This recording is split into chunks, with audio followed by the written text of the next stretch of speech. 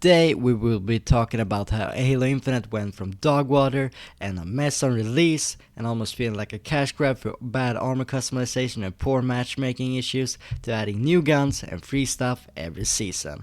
Halo Infinite released with lack of certain playlists and lacked free customization options, but the developers fixed the game by adding new stuff and improving many of the game's assets. And today it's a great game to play alone, with friends, and in this video we'll be looking at the comeback Halo Infinite had and how they fixed the game for the casual audience and even the hardcore ones. So let's get into it.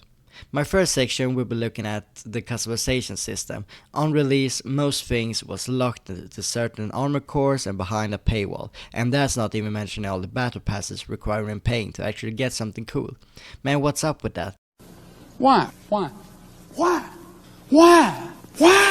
But then, as more and more people spoke out about it, they changed the battle pass to include more free stuff, but at the cost of being shorter. At the same time, they had the Spartan points, which you could use in the exchange to buy colors and armor parts for free. Truly a revolution in comparison to release.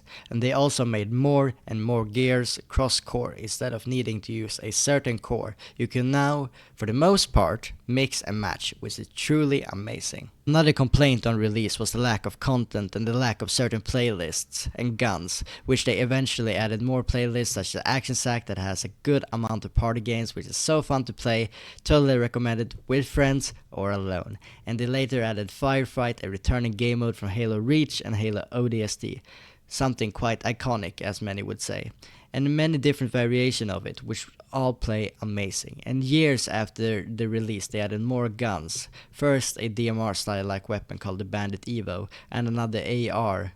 Some were good, some sucked, like the Fuel Rod Spanker, which is just a reskinned Spanker with plasma rounds. Oh!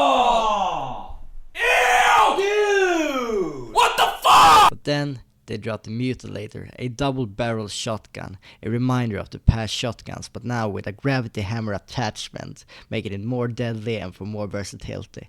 And right after, they added the damn Vestige carbine. That's what I'm talking about! That's why he's the MVP! That's why he's the GOAT! The GOAT!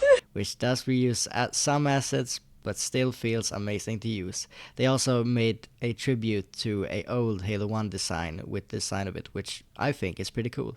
They made the game feel fresh and have more replayability than how it was on release. And that's in complete contrast to Call of Duty, making the same mess every year. Many issues was also due to the engine being bad. They could almost never add anything without being worried that the game wouldn't work or crash, which made them work on eggshells, and the people had near to no trust in FIFA Free, which in the current times are called Halo Studios, due to a new leadership and almost every developer being new. The later switched to the Unreal Engine and is currently using it to develop the new Halo game, which most people think is going to be a Halo C remaster, but it hasn't been revealed, so we'll see about that. One thing people are mad about is the maps and the modes being made by Forges, made all by the community instead of actual developers adding and designing stuff. And my answer is to that is to the game is simply too old.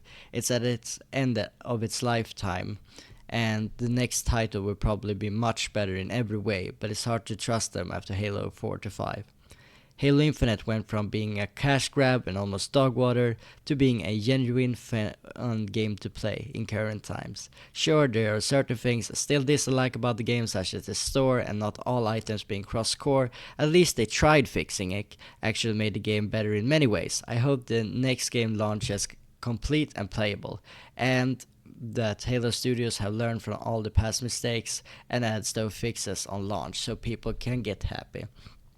And some things that I also think that Halo Infinite lacks is assassination animations, because I think those are truly cool, and call this a bit of a hot take, but I do think that the Halo 5 Rec Pack was way better than the current customization system, because it was free. Sure, it was gambling, but it was free, and if they just expand it more with like adding more options to it, then that could work also. But I do see many people wanting the Reach customization system back, and I truly understand that. But anyway, if you guys enjoyed this video, be sure to like and subscribe, and I'll see you guys in my next video. Bye!